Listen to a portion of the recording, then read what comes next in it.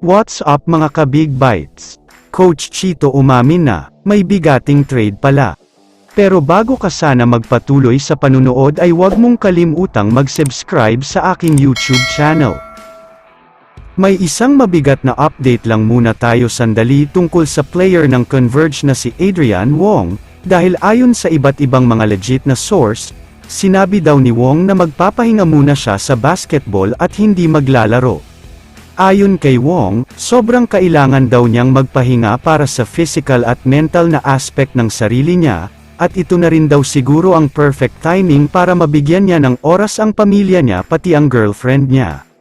Hindi sinabi kung kailan siya babalik, pero ayon sa ibang mga source ay ngayong buong All-Filipino Conference daw ay hindi siya maglalaro, at nakiusap na daw siya sa mismong management ng Converge tungkol dito. Samantala, lumipat naman tayo sa usapan tungkol sa Magnolia. Nakakailang laban na ngayong All-Filipino Conference, pero ang Magnolia ay nagpapahinga pa rin dahil sa May 16 pa ang unang laban nila. Pero ayon sa mga source, bago daw sumabak ang Magnolia sa kanilang kampanya ngayong All-Filipino Conference, may malaking pagbabago daw sa lineup nila, at gagawin daw nila ang lahat para mas palakasin ang lineup nila. Nagsasawa na daw kasi sila sa tawag na intro voice sa kanila ng mga fans, at gusto daw nilang patunayan na kayang-kaya din nilang maging champion, hindi lang basta sa simula magaling kundi hanggang sa dulo daw talaga.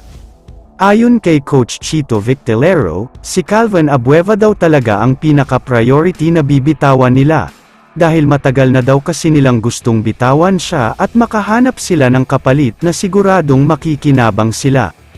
Isa pang dahilan kung bakit bibitawan na daw si Calvin ay dahil sa mga antics niya.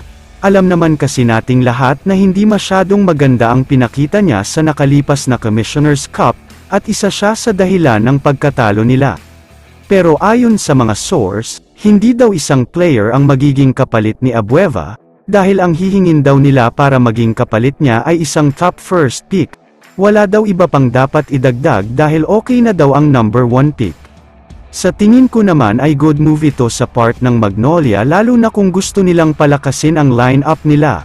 Madaming magagaling na players ang magpapadraft sa PBA draft na gaganapin sa June, kaya exciting talaga yan. Kaya naman kung kayo ang tatanungin, ano ang masasabi nyo sa plano ng Magnolia? I-comment mo naman ang opinion mo tungkol sa tanong na ito. Dito na muna nagtatapos ang video na ito. Maraming salamat sa panunood mga ka-Big Bites. God bless sa inyong lahat.